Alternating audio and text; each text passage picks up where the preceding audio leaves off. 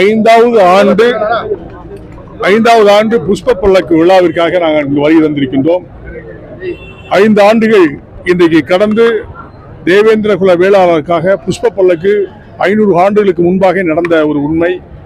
அதை விளக்கும் வண்ணமாக நாங்கள் ஆண்டுதோறும் இந்த விழாவை தேவேந்திர மக்களாகிய நாங்கள் எடுத்துக்கொண்டிருக்கிறோம். அதற்காக நான் வந்திருக்கோம். புஷ்ப பல்லக்கு நாங்கள் புஷ்பத்தை சாத்தி இன்னைக்கு காமாட்சி அம்மனை வழிபட்டு செல்கிறோம். எங்களுடைய தேர்தல் பணி சிறப்பாக இருக்குது. தேர்தல் காலகட்டத்தில் தான் கூட்டணி பற்றி பேசுவோம். இப்போ பேசுறதுக்கு ஒன்றும் இல்லை. இன்னும் வருஷம் 1 வருஷம் இருக்குது.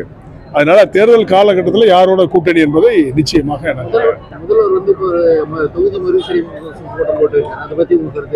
மறுசீரமைப்பு என்பது மத்திய அரசுடைய அமித்ஷாஜி அவர்கள் தெளிவா சொல்லியிருக்காரு. அந்த மாதிரி குறைக்கப்படாதுன்னு சொல்லியிருக்காரு.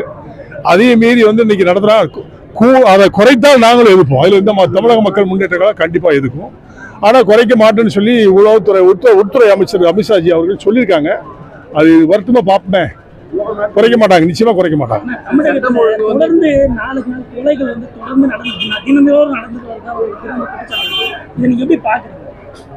சரியான முறையில் காவல்துறை அதிகாரிகள் கண்காணிக்கவில்லை. உளவுத்துறை சரியாக செயல்படவில்லை. இதுதான் நான் பார்க்கிறேன். உளவுத்துறை ஒழுங்கா செயல்பட்டால் இந்த மாதிரி கொலைகள் சம்பவங்கள் எங்கேயுமே நடக்காது.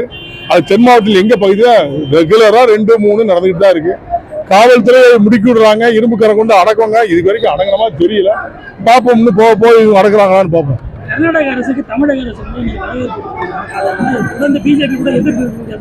இதுதான் அரசியல். ஏன்னா கர்நாடகாவில் தண்ணி கொடுக்க மாட்டோம், நம்ம வரவேற்போம். இதுதான் அரசியல். அது அவரு முதலமைச்சர் தான் நீங்க கேட்கணும். ஏங்க நமக்கு தண்ணியே கொடுக்க மாட்டேங்க, நீங்க ஏங்க அவரை வரவேற்கீங்க? நீங்க தான் கேட்கணும். பத்திரிகை செய்தா நீங்க கேளுங்க, அவரை பார்த்து, முதலமைச்சரை பார்த்து கேளுங்க, அவர் சொல்லுவாரு. Okay, thank you.